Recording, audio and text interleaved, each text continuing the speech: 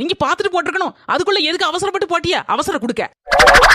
என்னையவே ஏத்து பேச அளவுக்கு நீ வளர்ந்துட்ட. அன்னைக்கு நேத்து வளரல, எப்பவுமே வளர்ந்துதான் இருக்கேன். பாரு எல்லாம் ஒன்னாலதான் வந்துச்சு. என்னம்மா இது வீடா இது?